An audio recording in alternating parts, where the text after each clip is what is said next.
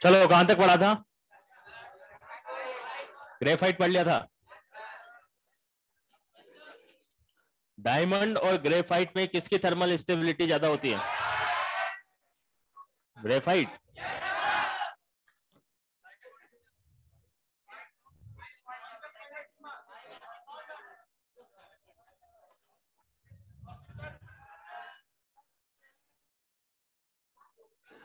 और ग्रेफाइट का हाइब्रिडाइजेशन और डायमंड का।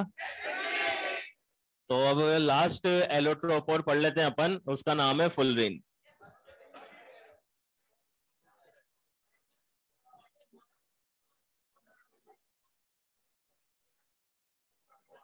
देखो फुलरीन के अंदर, हाँ लिखो फुलरीन के अंदर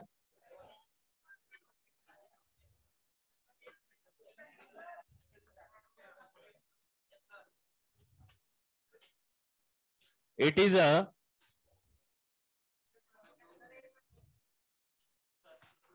a purest form of carbon, purest form of carbon। हाँ अभी C60 लिख लेंगे, थोड़ा इससे पहले डिफरेंट पॉइंट्स लिख लेते हैं अपन। It is a purest form of carbon. Purest form of carbon का मतलब ये है कि जितने भी एलोट्रोप्स है ना, चाहे कोक हो, कोल हो, चारकोल हो, डायमंड हो, ग्रेफाइट हो, उन सब में सबसे प्योर, जिसके अंदर कार्बन कंटेंट सबसे ज्यादा होता है, वो कौन सा होता है? फुलरीन। ठीक है, लिखो सेकंड पॉइंट लिखो। It is occur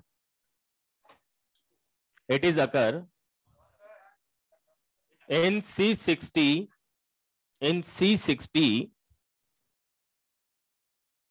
to C350।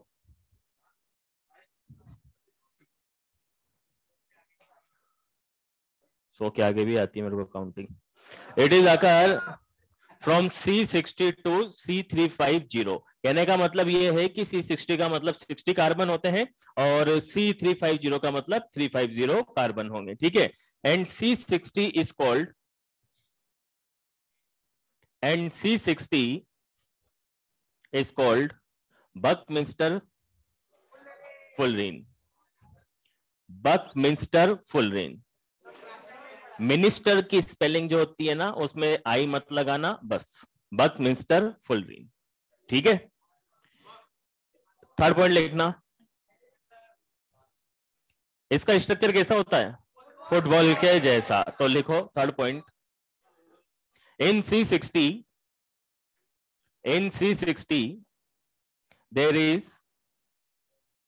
there is 20 hexagonal units, 20 hexagonal units and 12 pentagonal units, and 12 pentagonal units। तभी तो फुटबॉल बनेगा। फुटबॉल में देखा हो कभी ध्यान से तो हेक्सागोनल और पेंटागोनल दोनों टाइप की यूनिट्स होती है। खेला है कभी फुटबॉल? देखा है फुटबॉल में गौर करके? चलो फिर एक और पॉइंट लिख लो। इन फुलरीन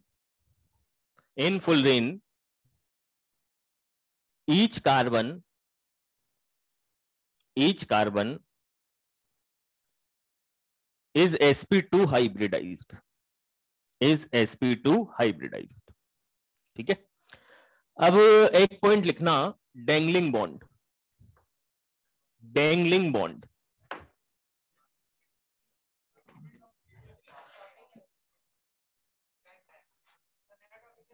नहीं, इसी के अंदर है डेंगलिंग बॉन्ड।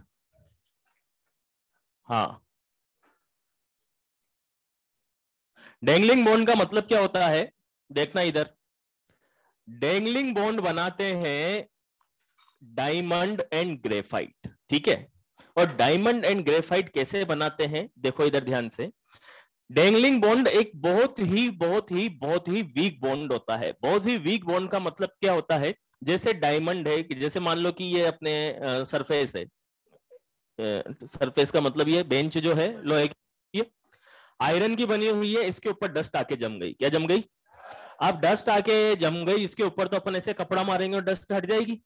तो इसी टाइप से क्या होता है कि जैसे डायमंड हुआ, ग्रेफाइट हुआ, उनके ऊपर डस्ट आके जम जाती है, और डस्ट आके जम जाती है तो फिर अपन ऐसे करेंगे जिसमें वो डायमंड की डस्ट क्या होगी, हट जाएगी। तो इतना वीक बॉन्ड होता है। कौन सा बॉन्ड? Dangling bond. ठीक है। अब डैंगलिंग बॉन्ड कौन बनाता है? डैंगलिंग बॉन्ड बनाता है डायमंड एंड ग्रेफाइट। ये दो ही डैंगलिंग बॉन्ड बनाते हैं, और फुलरिन डैंगलिंग बॉन्ड नहीं बनाता। ठीक है। अब डायमंड और ग्रेफाइट ही क्यों बनाते हैं? जैसे मान लो कि आपके सामने कोई डायमंड का स्ट्रक्चर है, इस तरीके का स्ट्रक्चर है, इसके अंदर इनफाइनाइट कार्बन एक दूसरे के साथ में अटैच होते हैं।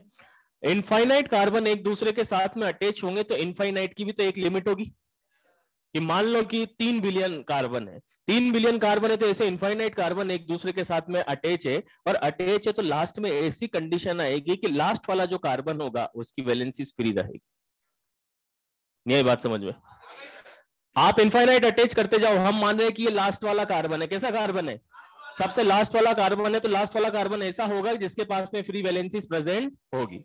होगी भाई, लास्ट ही लास्ट में आप कितने कार्बन अटैच कर दो, लास्ट में तो ऐसी कंडीशन आएगी कि फ्री वैलेंसी प्रेजेंट होगी। ठीक है। और इसी तरीके से अगर ग्रेफाइट की बात करें तो ग्रेफाइट में कितनी लेयर्स बना दो, तुम्हारी मर्जी पड़े जितनी लेयर बना दो, लास्ट में ऐसी कंडीशन आएगी कि वहां पर भी लास्ट वाली जो लेयर होगी उसके अंदर फ्री वैलेंसीज होगी। और फ्री वैलेंसीज होगी तो ये फ्री वैलेंसीज क्या करती है कि जैसे डस्ट के पार्टिकल वगैरह को अट्रैक्ट कर लेती है, तो डायमंड के ऊपर डस्ट के पार्टिकल आके चिपक जाते हैं। चिपक जाते हैं तो ये बॉन्ड जो होता है, मतलब कुछ एक ही फ्री वैलेंसीज होगी, ऐसा नहीं है कि बहुत सारी फ्री वैलेंसीज होगी, कुछ एक ही फ्री वैलेंसीज होगी। और कुछ एक फ्री वैलेंसीज होगी तो डस्ट के पार्टिकल आके उसके साथ चिपक जाएंगे। मतलब डस्ट के पार्टिकल क्या कर रहे हैं? बॉन्ड बना रहे हैं। जैसे अगर आप बात करो कि फुल रिंग की, तो फुल रिंग में कोई भी फ्री वैलेंसी नहीं होती है, तो अगर उसको डस्ट के बीच में भी रख दोगे ना फुल रिंग को, तो उसके ऊपर डस्ट आके नहीं चिपकेगी। और अगर डायमंड को आपने डस्ट के बीच में रख दिया तो उसके साथ में आके डस्ट चिपक जाएगी। और डस्ट चिपक जाएगी तो इसका मतलब क्या हुआ कि डस्ट क्यों चिपक रही है? क्योंकि डायमंड और ग्रेफाइट के पास में क्या है? Free valencies. तो डैंगलिंग बॉन्ड एक बहुत ही वीक बॉन्ड होता है, इतना वीक होता है कि ऐसे हाथ से झटका रहा और ये बॉन्ड ब्रेक हो जाता है। और डायमंड और ग्रेफाइट क्यों बनाते हैं? क्योंकि इनके अंदर इनफाइनाइट एटम्स को अटैच करोगे तो लास्ट में ऐसी कंडीशन आएगी कि कुछ फ्री वैलेंसी सरफेस के ऊपर प्रेजेंट होगी। ठीक है, तो लिख लो डैंगलिंग बॉन्ड के अंदर it is a very very very weak bond. दो बार ही लिखना बस, नहीं तो ज्यादा ही वीक हो जाएगा। It is a very very weak bond. Second point लिखना, this bond is form by, this bond is form by diamond and graphite.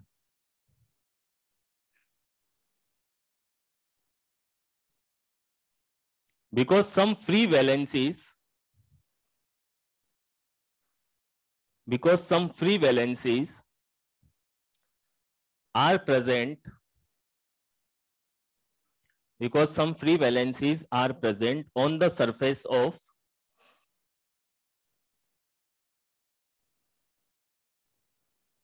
diamond and graphite, diamond and graphite, and dust particles, and dust particles are attached with these free valencies.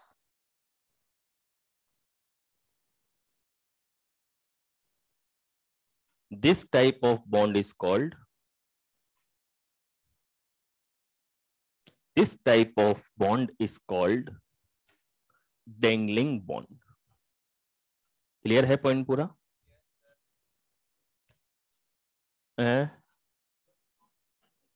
Dust bond कैसे बनाएगी?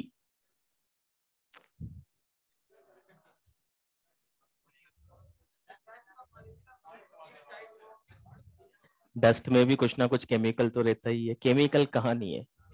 तेरा mask जो है वो भी chemical का बना हुआ है, तेरा चश्मा जो है वो भी केमिकल का बना हुआ है, तेरे बाल जो है वो भी केमिकल के बने हुए हैं।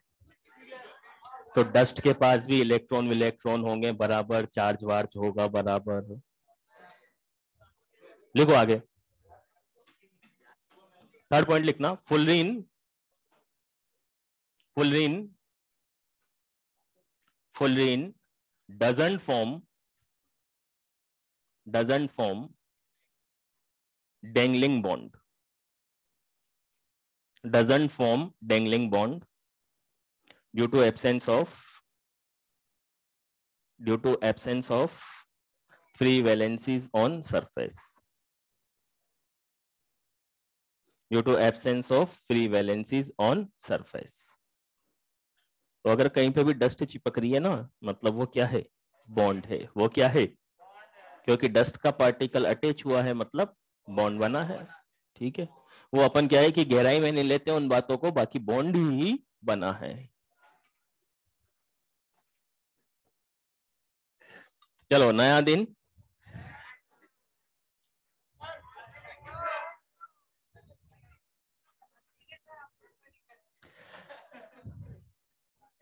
लिखो heading, boron family. Boron family.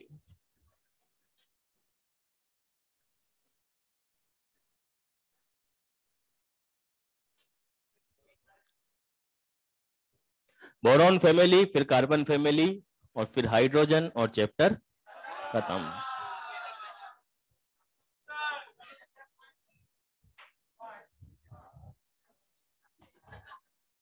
चलो बोरॉन फैमिली स्टार्ट करते हैं। इसमें ज्यादातर पार्ट जो है याद करने वाला पार्ट है। कैसा पार्ट है? और याद तुम कर ही लेते हो।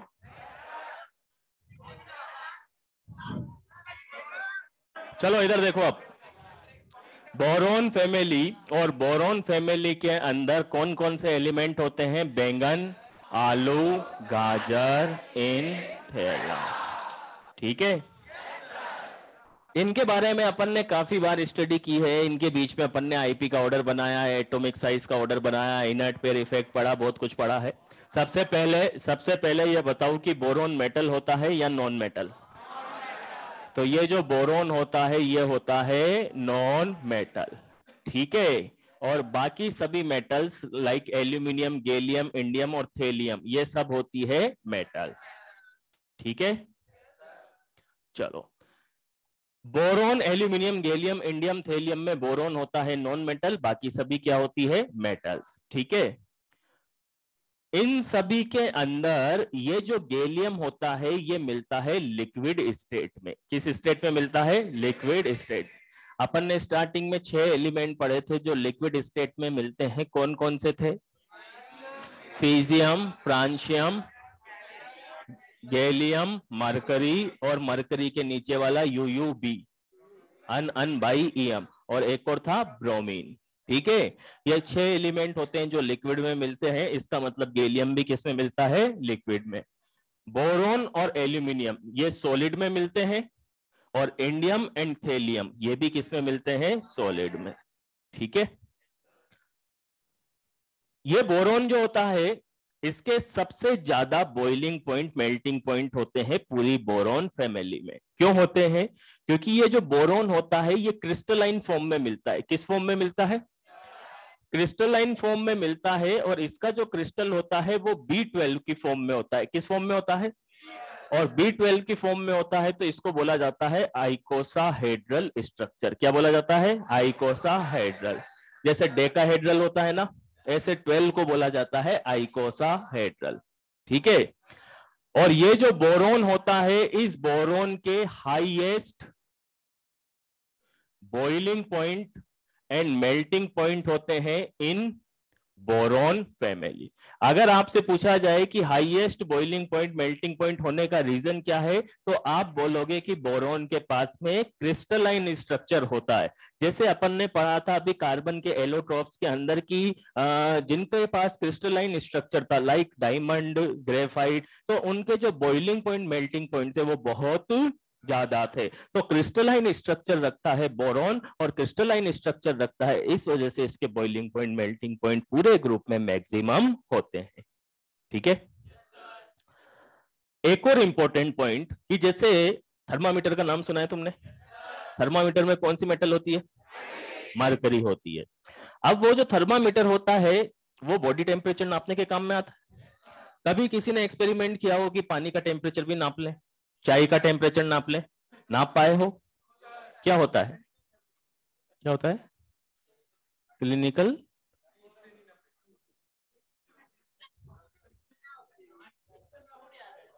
तो क्या होता है कि कभी एक्सपेरिमेंट करने का मौका मिले, प्रतिभा दिखाने का मौका मिले, तो जैसे मान लो चाय बनाई घर पे या गर्म पानी करा और मूड हुआ कि इसका टेम्परेचर नाप लेते हैं कि 80 है, 90 डिग्री सेंटीग्रेड है, 100 है, तो जैसे ही आप उस थर्मामीटर को पानी में डालोगे ना, तो उस थर्मामीटर को पानी में डालने पर उसमें से जो मरकरी है बाहर निकल के पानी में आ जाएगा और वो थर्मामीटर भी खराब हो जाएगा।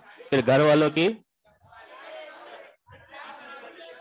तो कहने का मतलब यह है कि मरकरी वाला जो थर्मामीटर होता है वो काम में लिया जाता है लो टेम्परेचर मेजरमेंट के लिए। आप ये मान के चलो कि जो मरकरी वाला थर्मामीटर है वो लगभग 45 से 50 डिग्री सेंटीग्रेड तक नाप सकता है, इससे ज्यादा की उससे कोई पॉसिबिलिटी नहीं रख सकते। तो फिर जैसे मान लो कि कोई हायर टेम्परेचर है, जैसे मान लो कि कहीं पर 2000 डिग्री सेंटीग्रेड हुआ, 1500 डिग्री सेंटीग्रेड हुआ, तो उसको कैसे मेजर करेंगे? तो मतलब डिजिटल में भी तो वही रहेगा, कौन है डिजिटल वाला?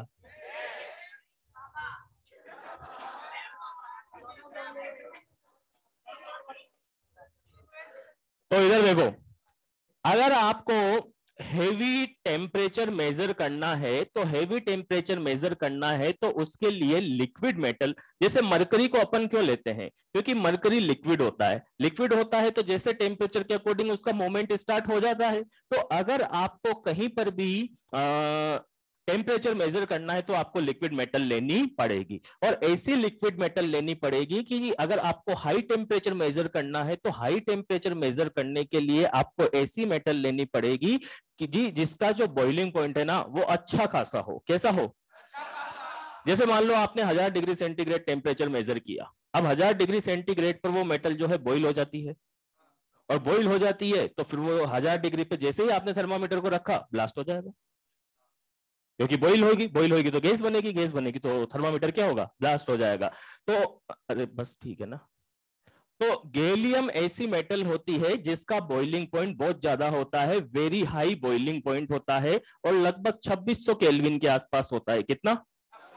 और 2600 केल्विन तक टेम्परेचर होता है इसका, 2600 केल्विन तक ये बॉईल नहीं होगी, और नहीं होगी तो अगर आपको हेवी टेम्परेचर मेजर करने के लिए थर्मामीटर बनाना है तो उसके अंदर कौन सी मेटल यूज में ली जाती है? गैलियम। ठीक है, तो गैलियम को अपन यूज में लेते हैं।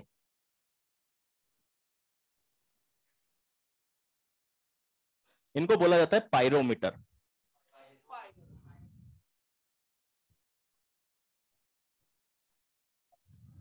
पायरो का मतलब होता है फायर। क्या होता है? फायर। पायरोमीटर, और पायरो का मतलब होता है फायर, या सिंपली बोले बहुत हाई टेम्परेचर को मेजर करने के लिए जो एपरेटस काम में लिया जाता है उसको क्या बोला जाता है? पायरोमीटर। ठीक है, अब अपन वापस से रिवाइज कर लेते हैं। बोरॉन फैमिली के अंदर नॉन मेटल कौन होगी? लिक्विड में कौन होगा? सबसे ज्यादा बॉइलिंग पॉइंट मेल्टिंग पॉइंट किसके होंगे? क्यों होंगे? क्रिस्टलाइन स्ट्रक्चर है। हाई टेम्परेचर थर्मामीटर में, और गैलियम को क्यों यूज में लेंगे? क्योंकि इसका बॉइलिंग पॉइंट बहुत ज्यादा होता है। क्लियर है? लिख लो। हाँ, इसी को यूज में लेते हैं।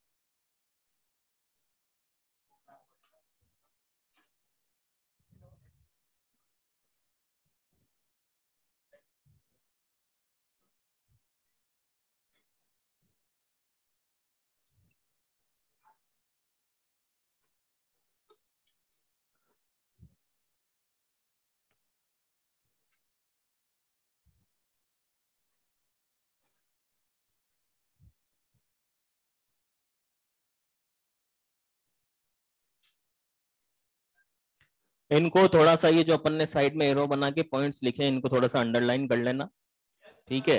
ये जैसे मॉड्यूल में पढ़ोगे तो यही सब लाइनें लिखी हुई है, लेकिन ये थोड़ा सिंपल वे में रहेगा तो पढ़ने में अच्छा लगेगा, है?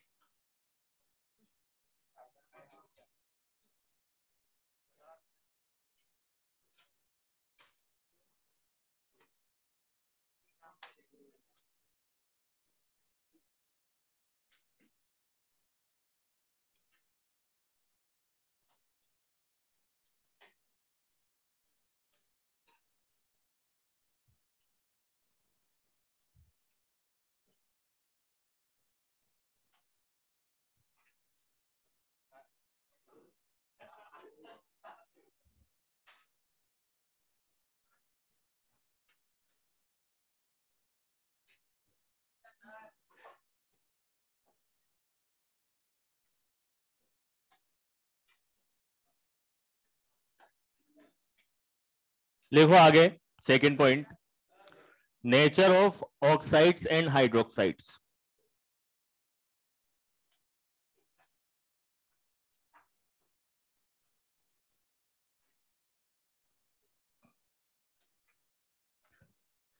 जैसे बोरोन का हाइड्रोक्साइड होगा BOH होल थ्राइस, ठीक है, इसको क्या बोलते हैं?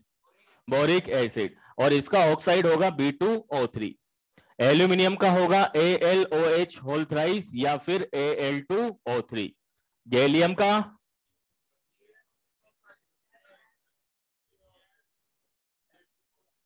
InOH होल थ्राइस या फिर In2O3। और थेलियम का Tl ओनली OH। क्यों? तो कहने का मतलब यह है कि ये अपन इनर्ट पेयर इफेक्ट के अंदर पढ़ चुके हैं कि boron +3, aluminium +3, gallium +3, indium +3, but thallium जो है वो +1 शो करता है। क्लियर है? इनके बीच में साइज का ऑर्डर भी अपन पहले पीरियोडिक टेबल में पढ़ चुके थे, आईपी का ऑर्डर भी पढ़ चुके थे, ठीक है। अब आपसे पूछा जाए कि इन सबका नेचर बताओ कैसा होगा, तो बोरोन के ऑक्साइड एंड हाइड्रोक्साइड, बोरोन क्या होता है, मेटल या नॉन मेटल? और नॉन मेटल होता है तो इसके oxides and hydroxides acidic nature के होंगे। एल्यूमिनियम के एम्फोटेरिक होते हैं। एल्यूमिनियम के oxides and hydroxides amphoteric nature के होते हैं। अगर टॉप टू बॉटम अपन मूव करते हैं तो मेटेलिक कैरेक्टर क्या होता है, इंक्रीज या decrease? Left to right metallic, non metallic character increase होता है, top to bottom metallic character increase होता है। तो मेटल होने की पॉसिबिलिटी टॉप टू बॉटम जाएंगे तो इंक्रीज होती जाएगी, और ऊपर वाला नॉन मेटल है तो एसिडिक और नीचे जाते जाएंगे तो बेसिक कैरेक्टर इंक्रीज होगा। और इंक्रीज होगा तो एल्यूमिनियम और गैलियम के जो ऑक्साइड्स एंड हाइड्रोक्साइड्स होते हैं ये दोनों होते हैं एम्फोटेरिक नेचर के। और लास्ट वाले जो इंडियम और थेलियम है, इनके जो ऑक्साइड्स एंड हाइड्रोक्साइड होते हैं वो होते हैं बेसिक नेचर के,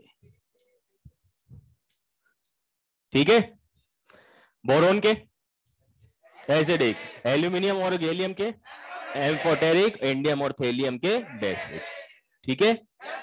लिख लो ये भी।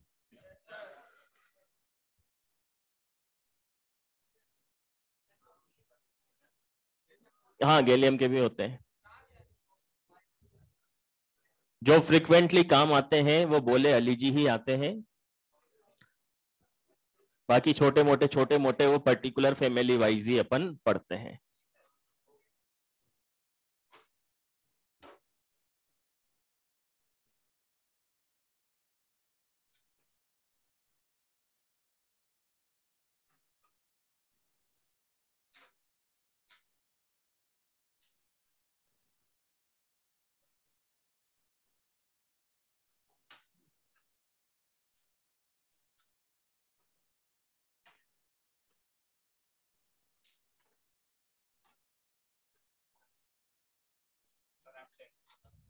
टेंथ में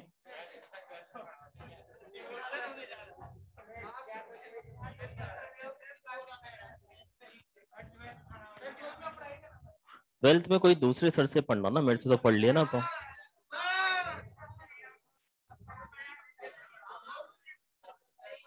मैं पढ़ाऊंगा तभी एडमिशन लोगे। अरे इसको लिख लो।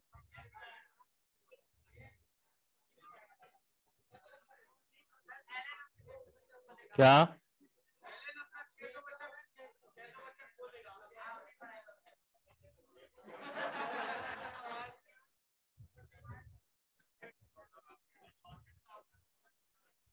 लिख लिया क्या तेने?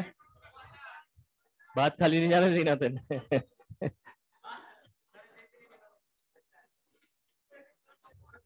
लिख लिया ना ये? तो बातें मत करो, लिखो जल्दी। क्या सामने रिलायबल में, रिलायबल में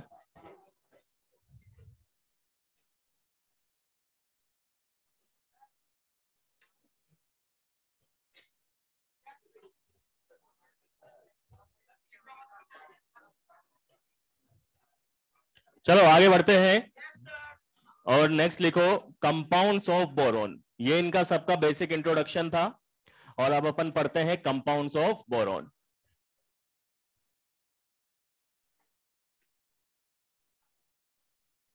और कंपाउंड्स ऑफ बोरॉन के अंदर बातें नहीं रहे। पहला कंपाउंड अपन पढ़ते हैं Na2B4O7.10H2O और इसको बोला जाता है बोरेक्स। क्या बोला जाता है इसको? और ये बोरेक्स जो होता है ये बोरॉन का और होता है। क्या होता है? जैसे आयरन का और क्या होता है? हेमेटाइट। और हेमेटाइट से ही आप आयरन को एक्सट्रैक्ट करते हो, उसी तरीके से जो बोरॉन का और होता है वो क्या होता है? बोरेक्स। ठीक है, ये बोरेक्स कहां मिलता है? ये बोरेक्स मिलता है, तुमने 3 इडियट के अंदर देखी होगी पेंगुइन लेक,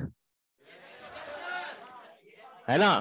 तो उस लेक के अंदर मिलता है, एक तो इंडिया में और दूसरा राजस्थान में है सांबर लेक, और सांबर लेक के अंदर भी मिलता है। ठीक है, ये जो बोरेक्स होता है, सुन लो पहले बात को।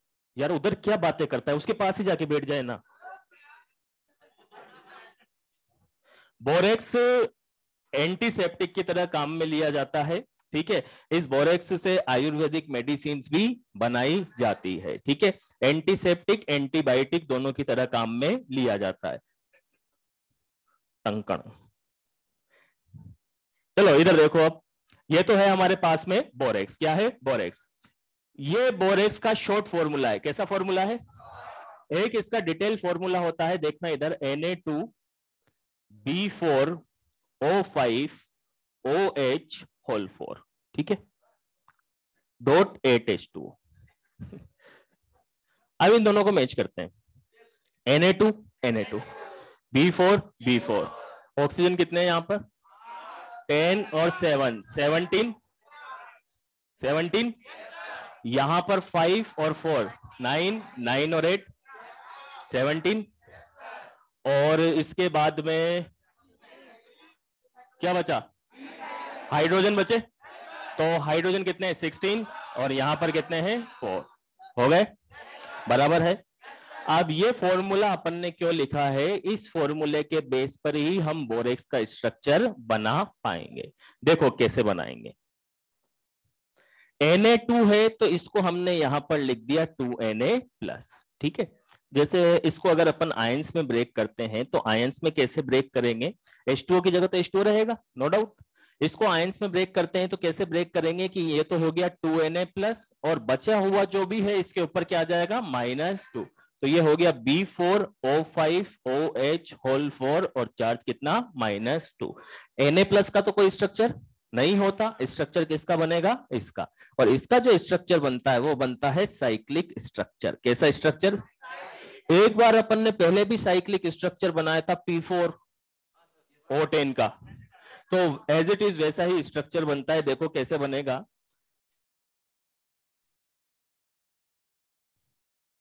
BOB, ठीक है, जैसे POP, फिर वापस से BOB, फिर इधर भी BOB और इधर भी BOB, ठीक है।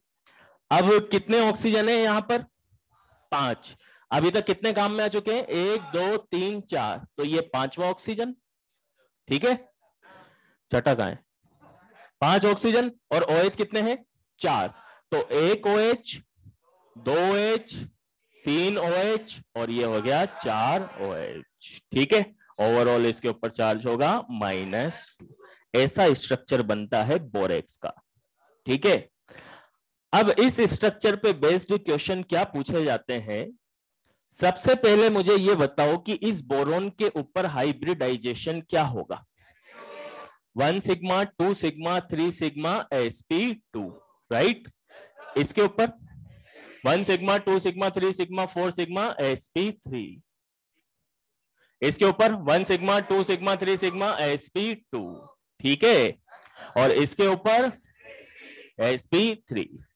इसका मतलब यह हुआ कि बोरेक्स के स्ट्रक्चर के अंदर 2 बोरोन तो ट्राइगोनल प्लेनर या sp2 होते हैं और 2 बोरोन टेट्राहेड्रल यानी sp3 होते हैं। तो इसको इस टाइप से क्वेश्चन पूछा जाता है, how many trigonal planar units are present in borax 2, how many tetrahedral units are present in boron 2, ठीक है। तो मैं यहां पे लिख देता हूं 2 ट्राइगोनल प्लेनर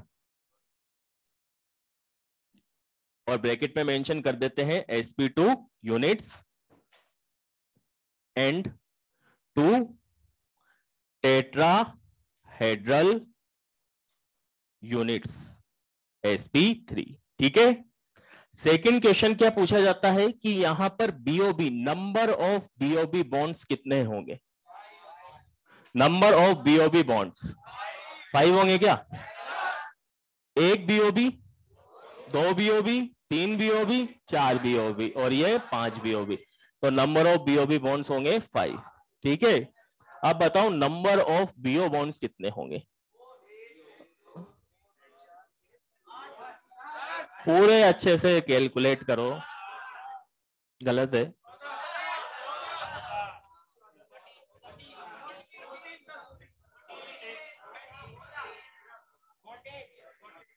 फोर्टीन होंगे क्या? अब देखो ध्यान से, आपसे पूछा है नंबर ऑफ BO बॉन्ड्स कितने होंगे, तो BOB बॉन्ड्स कितने हैं? और एक BOB में कितने BO बॉन्ड्स हैं? 2। जैसे ये एक BOB है तो इसके अंदर एक BO तो ये वाला, एक BO ये वाला, यानी एक BOB के अंदर 2 BO बॉन्ड्स है। टोटल कितने BOB हैं? 5, तो 5 BOB के अंदर 10 BO बॉन्ड्स तो ये हो गए ना? किसी को कोई डाउट है इसमें? अब 10 BOB होने के बाद में ये भी तो BO बॉन्ड ही है। अगर इस स्ट्रक्चर को आप बनाओगे तो कैसा बनाओगे? ऐसा ही तो बनाओगे, OH ऐसा ही तो बनाते हैं। तो 10 BOB के 5 तो क्या बोलते हैं BOB के 10 BO बॉन्ड हो गए, और उसके बाद में ये 11, ये वाला 12, ये वाला 13 और ये वाला 14। तो इसके अंदर BO बॉन्ड्स कितने होंगे? नंबर ऑफ BO बॉन्ड्स होंगे 14, ठीक है। तो ये इस स्ट्रक्चर के स्पेशल फीचर्स हैं, जिसमें से ये दोनों तो तुम्हें ध्यान रखने ही है कि 2 बोरोन पे sp2 होगा और 2 बोरोन पे sp3 होगा, ठीक है।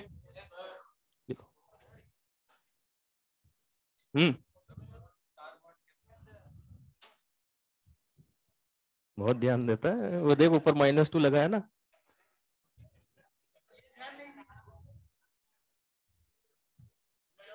कोऑर्डिनेट को कोवलेंट में कन्वर्ट कर देते हैं अपन, याद है वो H- लोन पेयर दे देगा, BF4- बनाते हैं वैसे BH4-, तो एक माइनस और एक माइनस।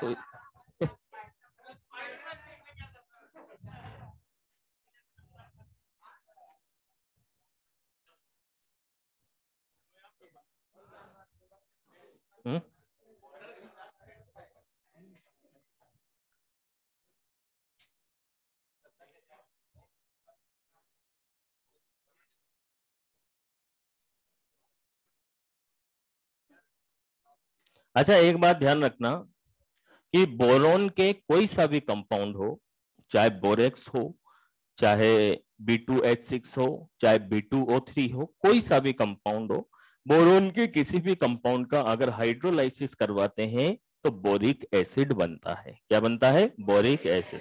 ये लाइन अपने बहुत काम आएगी, आगे भी काम आएगी, क्योंकि इसके अंदर अपन क्या है कि जैसे सबसे पहले बोरेक्स पढ़ रहे हैं, फिर बोरिक एसिड पढ़ेंगे, फिर बोरोन के डिफरेंट कंपाउंड पढ़ेंगे, तो उन सबके अंदर ये लाइन कॉमन रहेगी।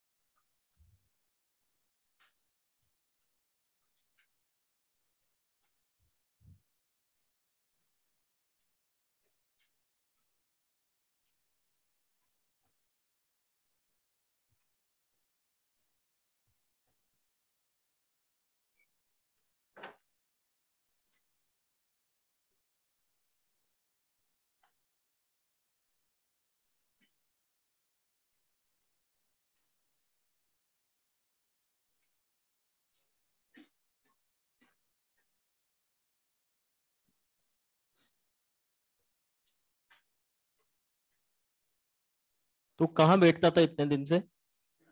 हाँ, पीछे। आज इतना आगे कैसे आया है? मन किया इसलिए आगे आया। तो आगे पढ़ने के लिए आया या बातें करने के लिए? कैसे मन किया तेरा, मतलब आगे आने का?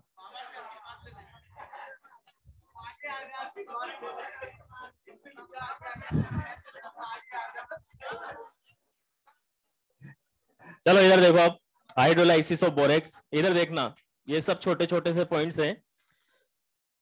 बोरेक्स का फॉर्मूला होता है Na2B4O7। ठीक है, अपन इसका क्या करवा रहे हैं? हाइड्रोलाइसिस। हाइड्रोलाइसिस का मतलब वाटर से रिएक्ट करवा रहे हैं। वाटर से रिएक्ट करा रहे हैं तो एक तो होगा H+, दूसरा होगा OH-। ठीक है, तो ये बोरोन का ही कंपाउंड है ना, Na2B4O7 बोरोन का ही कंपाउंड है, और बोरोन का कंपाउंड है तो हाइड्रोलाइसिस पे क्या बनाएगा? Boric acid. तो एक तो यहां पर बनेगा सोडियम की वजह से NaOH, एक तो क्या बनेगा सोडियम की वजह से NaOH, और दूसरा क्या बनेगा? H3BO3। NaOH तो कैसा होता है? Strong base. और बोरिक एसिड कैसा होता है? Weak acid. तो अगर आपसे पूछा जाए कि ओवरऑल एक्वस सॉल्यूशन कैसा होगा? Alkaline in nature. ठीक है, ठीक है। सोडियम बाइकार्बोनेट का कैसा था एक्वस सॉल्यूशन? एल्कलाइन ही था क्या? वहां पर क्या क्या बना था? NaOH और H2CO3। ठीक है, और यहां पर क्या बना है? NaOH और H3BO3। तो ये भी वीक एसिड होता है, और वीक एसिड होता है तो aqueous solution aqueous solution of borax is alkaline in nature। इस लाइन को भी हाईलाइट कर लेना।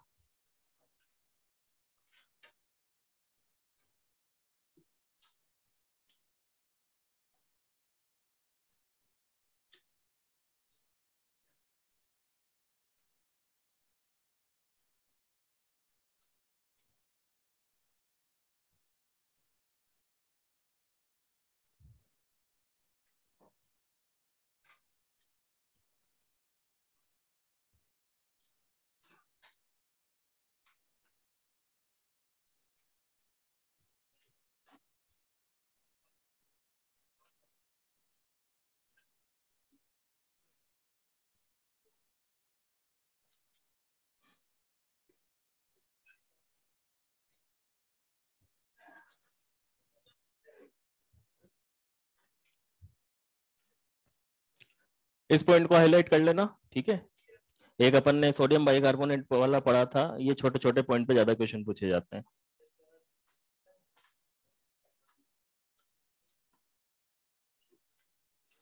चलो इसके आगे बढ़ते हैं। Borax bead test. Borax bead test नाम सुना है क्या इसका? देखो, एक तो अपन ने पढ़ा था फ्लेम टेस्ट, पढ़ा था इस ब्लॉक के अंदर। तो यहां पर अपने को ये पॉइंट ध्यान रखना है कि फ्लेम टेस्ट यूज में लिया जाता है एस ब्लॉक मेटल्स के लिए। किन के लिए? और बोरेक्स बीड टेस्ट काम में लिया जाता है डी ब्लॉक मेटल्स के लिए, ठीक है। सबसे इंपॉर्टेंट पॉइंट क्या है? फ्लेम टेस्ट एस ब्लॉक और बोरेक्स बीड डी ब्लॉक। तो लिखो सबसे पहला पॉइंट और इसको भी हाईलाइट कर लेना। डी ब्लॉक में भी तो मेटल्स होती है ना, उनके लिए लिखो, it is use only for it is used only for D block D for dog D block metals।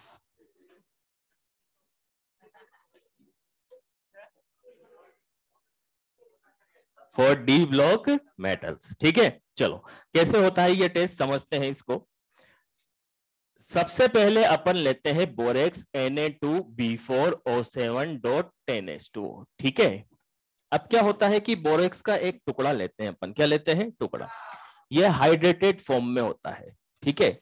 अब इसको अपन हीट करते हैं तो इसके अंदर आती है स्वेलिंग। स्वेलिंग का मतलब क्या होता है? ये फूल जाता है। क्या होता है? फूल जाता है।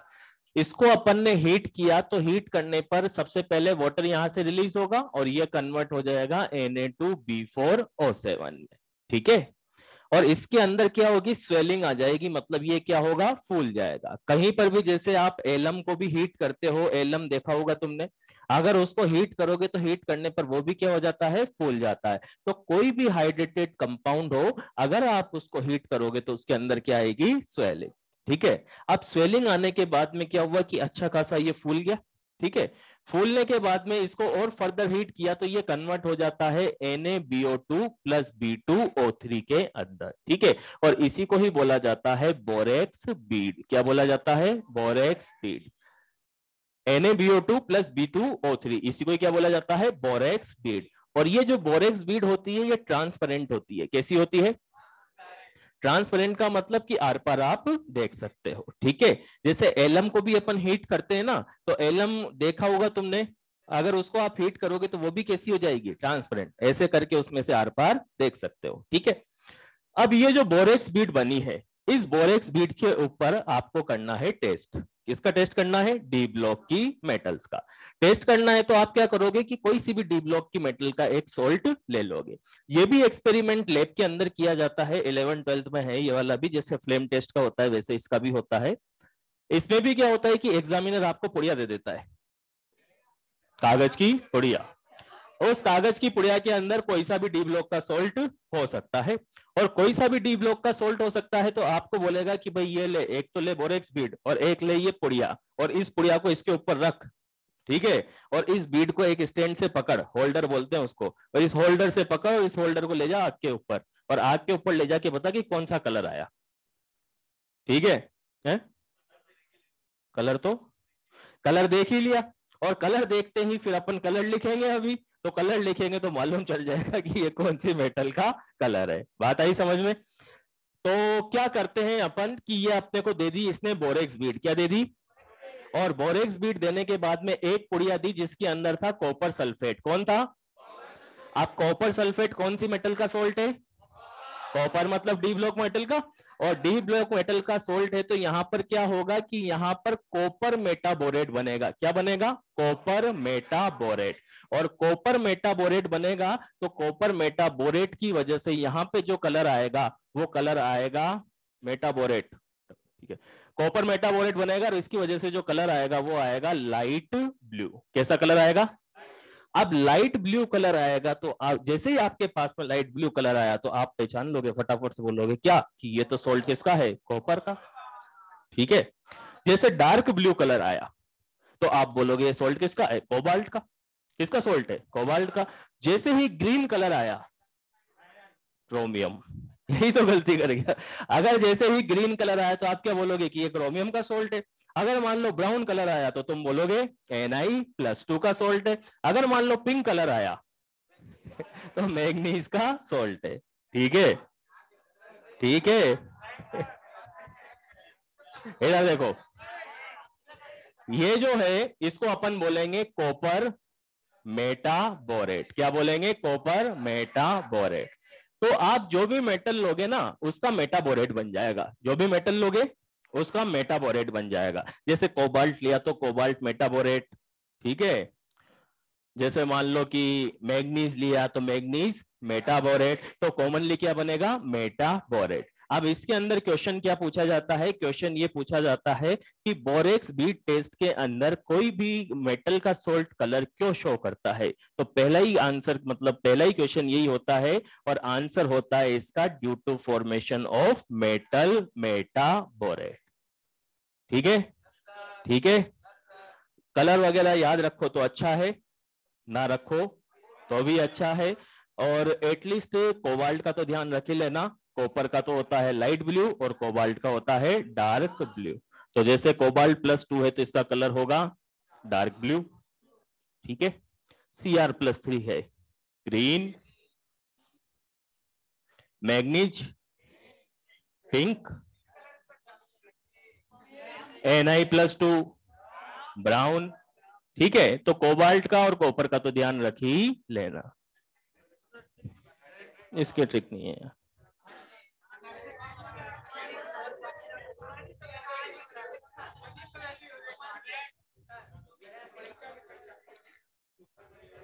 इस टेस्ट में 2 पॉइंट इंपॉर्टेंट है।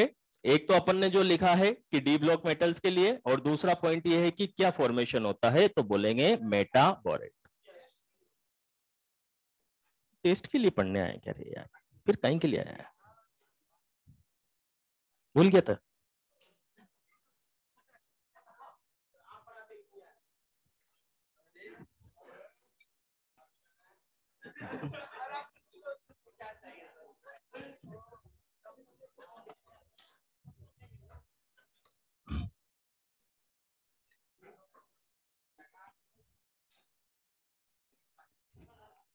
मतलब तूने तो गजब ही कराया यार। ये सामने बोर्ड की तरफ देख रहा है, ये इसकी तरफ देख के हंस रहा है। अभी यही करा था ना तेने? इसकी इसकी तरफ देख के नहीं हंस रहा था तू?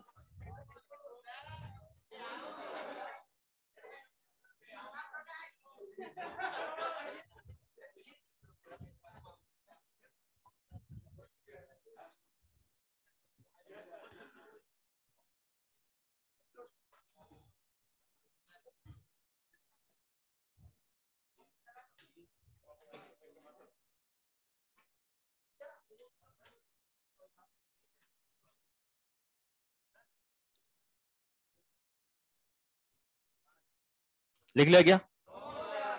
देना एक मिनट। इस पे बेस्ड कैसे क्वेश्चन पूछे जाते हैं?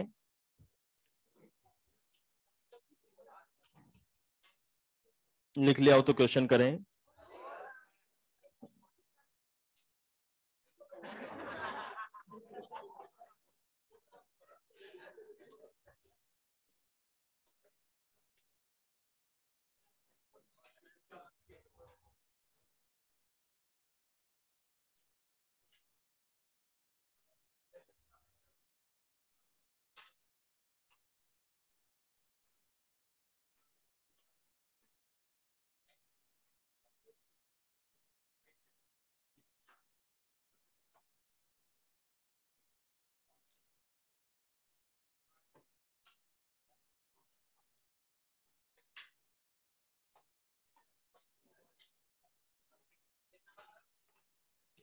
Page number 154,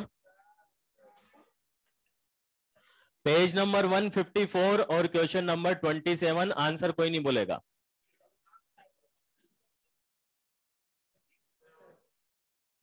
page number 154, question number 27।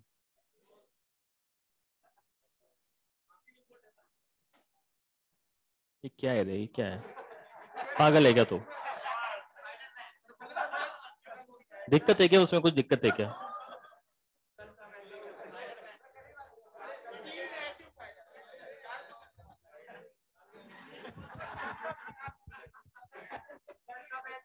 यार क्या होगा रे तुम्हारा यार? हाँ, क्या है आंसर? ये पीबी +2 क्यों नहीं होगा? किस में आता है? पी ब्लॉक में। और हमने क्या पढ़ा है? डी ब्लॉक के लिए। क्लियर है? तो करेक्ट आंसर क्या होगा? 4। एक ये भी देखना, page number 155, question number 41।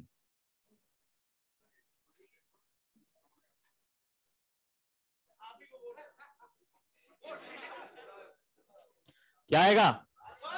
Fast आएगा, क्योंकि एल्यूमिनियम कौन से ब्लॉक में आता है? तो ये लाइन ध्यान रखना, ये वाली लाइन इंपॉर्टेंट है।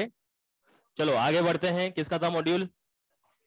आगे बढ़ते हैं और आगे नेक्स्ट कंपाउंड अपन पढ़ते हैं और उसका नाम है बोरिक एसिड।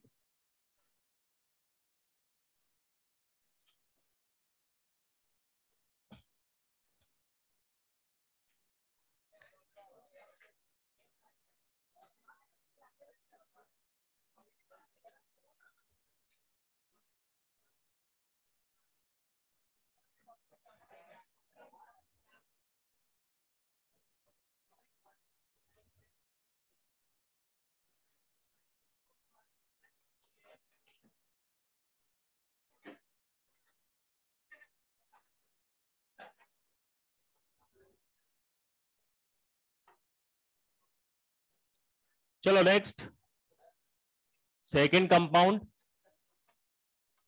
और इसका नाम है बोरिक एसिड। फॉर्मूला क्या होता है? H3BO3, या इसको रिप्रेजेंट किया जाता है BOH होल थ्राइस से। ठीक है, बोरिक एसिड का नॉर्मली अपन फॉर्मूला यूज में लेते हैं H3BO3। ठीक है, अगर बोरिक एसिड का स्ट्रक्चर ड्रॉ करें तो बोरिक एसिड का स्ट्रक्चर कैसा होगा? सेंटर एटम कौन होगा? बोरॉन। साइड में होगा OH, इस साइड भी होगा OH और इस साइड भी होगा OH। ठीक है, और इसको हम बोलेंगे बोरिक एसिड। अब इस बोरिक एसिड के अंदर मोनोबेसिक होगा, डायबेसिक होगा, ट्राइबेसिक होगा?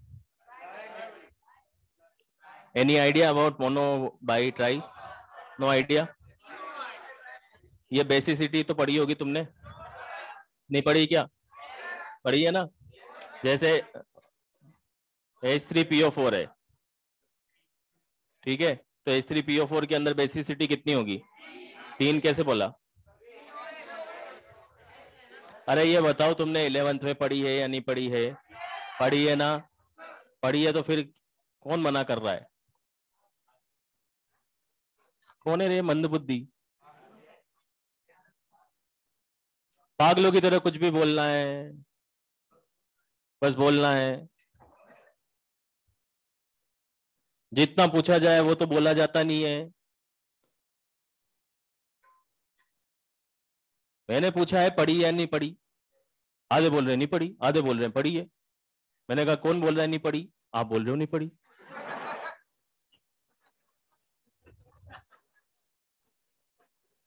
अब ये तो पागलपंती है ना।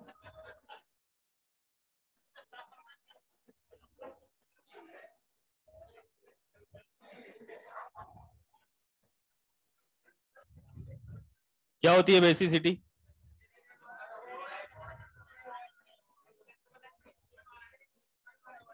अच्छा, एसिडिक हाइड्रोजन तो पढ़े होंगे। यहां पर एसिडिक हाइड्रोजन कितने हैं? 3 है क्या? कैसे? जो ऑक्सीजन के साथ में अटैच होता है उसको क्या बोला जाता है? Acidic hydrogen. यहां पर ऑक्सीजन के साथ में कितने अटैच है? खड़े हो जाओ दोनों, खड़े हो जाओ, खड़े हो जाओ। तू भी खड़ा हो जा, इधर आ जाओ साइड में। जो ऑक्सीजन के साथ में अटैच होता है उसको क्या बोलते हैं? Acidic hydrogen. ऑक्सीजन के साथ में कितने हाइड्रोजन अटैच है? एक हाइड्रोजन, दो हाइड्रोजन, तीन हाइड्रोजन। तो इसकी जो बेसिसिटी होगी वो कितनी होगी? 3 होगी। ठीक है। अब यहां पर अगर आप बोरिक एसिड को देखते हो तो बोरिक एसिड के अंदर आपसे पूछा जाए कि बोरिक एसिड कितने हाइड्रोजन रिलीज कर सकता है? 3। और 3 हाइड्रोजन रिलीज कर सकता है तो इसकी बेसिसिटी कितनी होगी? 3 होगी। और जो H+ लूज करता है वो स्ट्रॉन्ग एसिड होता है क्या, या वीक एसिड होता है? स्ट्रॉन्ग एसिड होता है। तो ये जो बोरिक एसिड है कैसा एसिड होता है? वीक एसिड होता है ना। तो वीक क्यों होता है?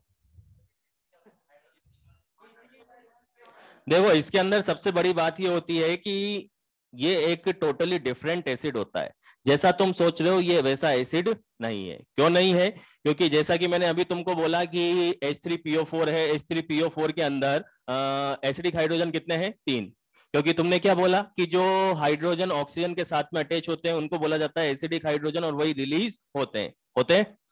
अब यहां पर बोरिक एसिड के अंदर ये वाले जो हाइड्रोजन है ना, ये हाइड्रोजन रिलीज नहीं होते हैं। क्यों नहीं होते हैं? पहली बात तो कि जो बोरिक एसिड होता है ये बहुत ही वीक एसिड होता है, बहुत ही वीक एसिड होता है। अब सुनना, ये वीक क्यों होता है और ये तीनों H+ लूज क्यों नहीं होते हैं? अगर बोरिक एसिड की अपन बात करें तो बोरिक एसिड के अंदर आउटर मोस्ट शेल में कितने इलेक्ट्रॉन है? 6 इलेक्ट्रॉन है। और 6 इलेक्ट्रॉन है तो ऑक्टेट कंप्लीट है या इनकम्प्लीट है? और इनकम्प्लीट है तो जिनका ऑक्टेट इनकम्प्लीट होता है वो किसकी तरह काम करते हैं? और लुईस एसिड की तरह काम करते हैं। तो जब इसको वाटर के साथ रिएक्ट करवाया जाता है तो रिएक्ट कराने पर क्या होता है कि ये OH- को एक्सेप्ट कर लेता है। किसको एक्सेप्ट कर लेता है? और OH- को एक्सेप्ट करके अपना H+ ना देके ये वाटर से ही H+ को रिलीज करवाता है। क्योंकि आप ये देखो कि जैसे H+ है और OH- है, एक बार माइंड में ये डाउट आ सकता है कि OH- क्या अपना लोन पेयर दे सकता है क्या? तो ऑक्सीजन के पास कितने इलेक्ट्रॉन होते हैं नॉर्मली? 6 इलेक्ट्रॉन होते हैं। अब 6 इलेक्ट्रॉन होते हैं तो 6 में से एक तो बॉन्ड बनाने में चला गया, और इसके ऊपर नेगेटिव चार्ज आ रहा है, O के ऊपर। OH- में ऑक्सीजन के ऊपर कौन सा चार्ज आ रहा है? और नेगेटिव आ रहा है, तो एक इलेक्ट्रॉन एक्स्ट्रा हुआ। और एक्स्ट्रा हुआ तो अब कितने इलेक्ट्रॉन हो गए? 8 हो गए ना। यही बात समझ में? थोड़ा बड़ा डायग्राम बनाता हूं। जैसे मैंने यहां पे लिखा OH- से हम क्या समझते हैं कि ऑक्सीजन है और हाइड्रोजन है, और दोनों में मोर इलेक्ट्रोनेगेटिव कौन है? तो नेगेटिव चार्ज किसके ऊपर आएगा? राइट। अब ऑक्सीजन के ऊपर नेगेटिव चार्ज आएगा तो ऑक्सीजन के पास में नॉर्मल वे में कितने इलेक्ट्रॉन होते हैं? 6 इलेक्ट्रॉन होते हैं, है ना। और माइनस की वजह से एक इलेक्ट्रॉन एक्स्ट्रा आ गया। कितने हो गए? अब अगर आप ऑक्सीजन का ऑक्टेट देखते हो कंप्लीट है या इनकम्प्लीट है तो क्या है? 1 2 3 4 5 6 7 8। ऑक्टेट कैसा है? और ऑक्टेट कंप्लीट है, लोन पेयर भी प्रेजेंट है। प्रेजेंट है। ऑक्टेट भी कंप्लीट है, लोन पेयर भी प्रेजेंट है। तो क्या ये लोन पेयर डोनेट कर सकता है? और डोनेट कर सकता है तो बोरोन क्या है? Lewis acid. लुईस एसिड क्यों है? क्योंकि इसका ऑक्टेट कैसा है?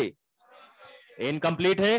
और ऑक्टेट इनकम्प्लीट है तो ये लुईस एसिड होगा।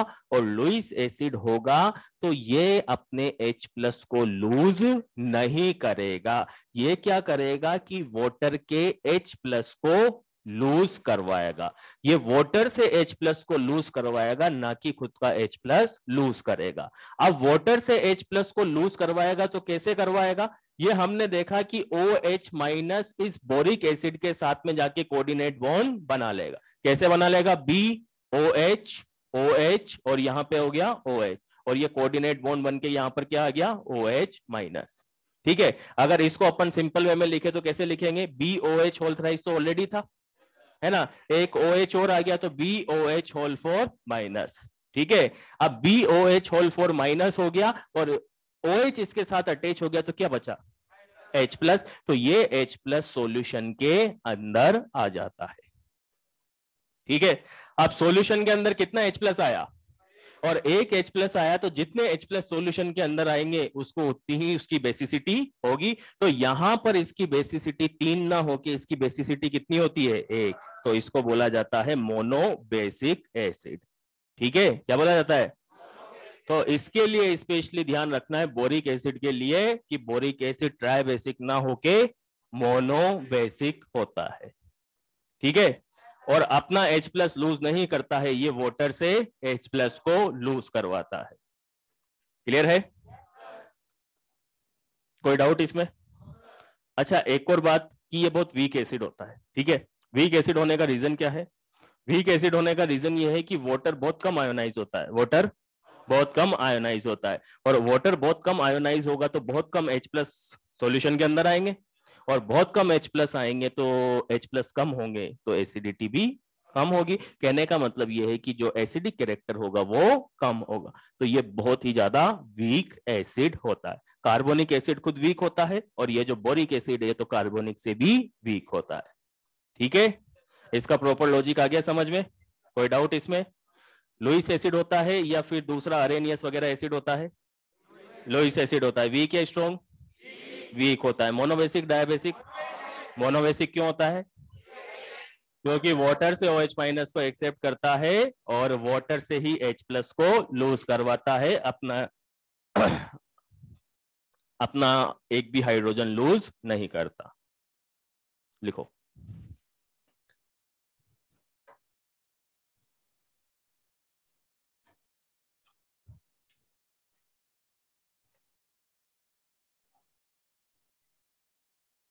अब तो होएगा खड़ा,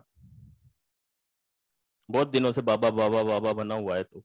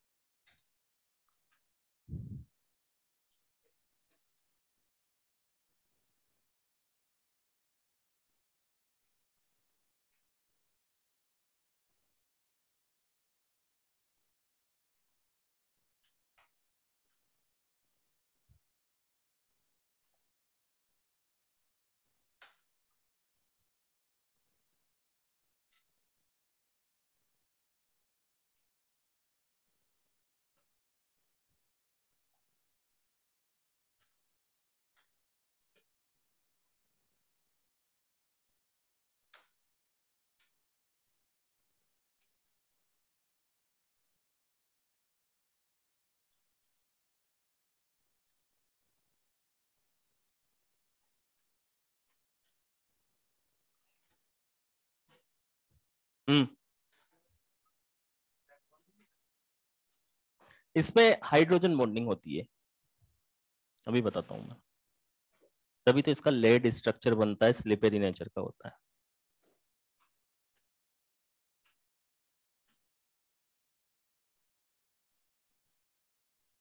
लिख लिया गया? चलो आगे बढ़ते हैं और इसकी प्रॉपर्टी के बारे में डिस्कस करते हैं। ये जो बोरिक एसिड होता है, ये बोरिक एसिड सॉलिड फॉर्म में होता है। किस फॉर्म में होता है? और सॉलिड फॉर्म में होता है, और स्लिपेरी नेचर का होता है। किस नेचर का होता है? स्लिपेरी नेचर का। स्लिपेरी नेचर का मतलब क्या होता है? बहुत स्मूथ होता है, फिसलता है। जैसे कैरम वगैरह तुमने खेला होगा, तो कैरम में तो घर पे कैरम खेला होगा तो वो टेल को क्या बोलते हैं, वो पॉइंट्स वगैरह डाल लिया होगा।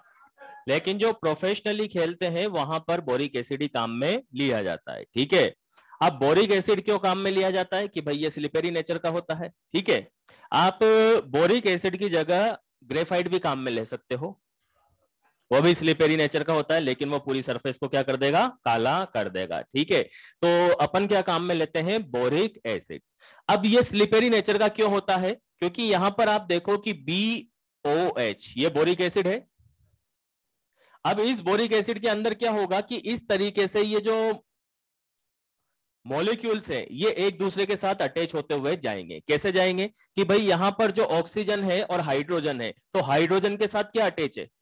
ऑक्सीजन। और ऑक्सीजन अटैच है तो यहां पर क्या होगा कि ये किसी ऑक्सीजन का लोन पेयर अट्रैक्ट कर लेगा, ये वाला हाइड्रोजन।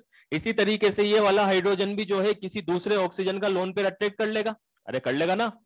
और इस तरीके से यहां पर एक लेयर ऊपर बनती हुई जाएगी। तो कहने का मतलब यह है कि एक बोरिक एसिड की लेयर पूरी की पूरी ऐसे होगी, इसके नीचे एक और लेयर ऐसे होगी, इसके ऊपर एक और लेयर ऐसे होगी, ऐसे बहुत सारी लेयर्स यहां पर प्रेजेंट होगी। ठीक है, अब ऐसे बहुत सारी लेयर प्रेजेंट होगी तो इसका जो स्ट्रक्चर हम बोलते हैं वो बोलते हैं लेड स्ट्रक्चर। क्या बोलते हैं? Layered structure. जैसे ग्रेफाइट का स्ट्रक्चर था ना, तो ग्रेफाइट के स्ट्रक्चर के अंदर क्या था, उसके अंदर यह था कि एक लेयर, इसके ऊपर दूसरी लेयर, फिर तीसरी लेयर, फिर चौथी लेयर, ऐसे लेयर बनी हुई थी। तो यहां पर भी बोरिक एसिड की एक लेयर, बोरिक एसिड की दूसरी लेयर, बोरिक एसिड की तीसरी लेयर। अब इन लेयर्स के बीच में कौन सा अट्रैक्शन है, हाइड्रोजन बॉन्ड। कौन सा अट्रैक्शन है, और हाइड्रोजन बॉन्ड वीक होता है स्ट्रॉन्ग होता है, और वीक अट्रैक्शन होगा तो ये लेयर्स एक दूसरे के ऊपर, और एक दूसरे के ऊपर स्लिप करेगी तो इसका नेचर कैसा हो जाएगा, स्लिपेरी नेचर। तो इस वजह से बोरिक एसिड स्लिपेरी नेचर का होता है। और रीजन क्या दोगे, हाइड्रोजन बॉन्डिंग, और ये बहुत वीक अट्रैक्शन होता है। वीक अट्रैक्शन होता है तो लेयर्स एक दूसरे के ऊपर इजी वे में स्लिप करती है, और इजी वे में स्लिप करती है तो किस नेचर का होता है, स्लिपेरी नेचर का। ठीक है,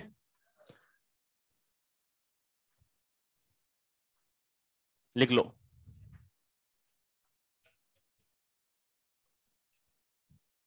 हम्म, हाँ।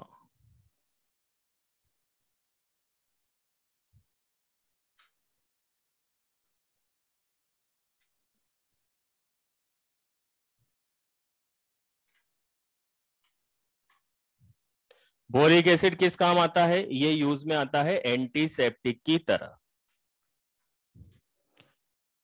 कैरम खेलने में। एंटीसेप्टिक में ऐसे काम आता है कि तुमने नाम सुना होगा बोरोलिन, बोरो प्लस। तो नाम के आगे क्या लिखा हुआ है, बोरो। बोरो का मतलब बोरिक एसिड। तो उनमें जो मेजर कंपोजिशन होता है वो किसका होता है, बोरिक एसिड का।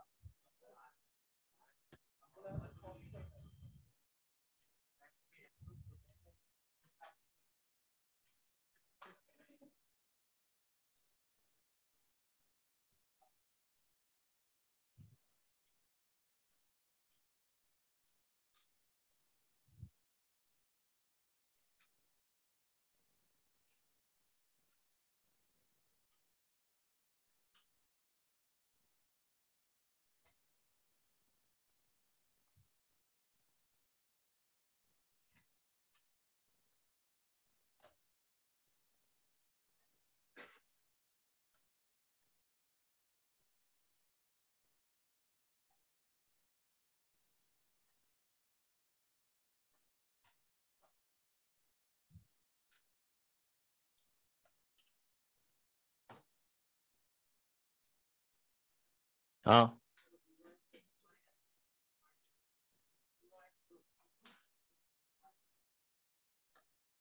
ये सारे वही है, आगे कंटिन्यू चेन चलती जाएगी, फिर आगे इधर अटैच हो जाएगा।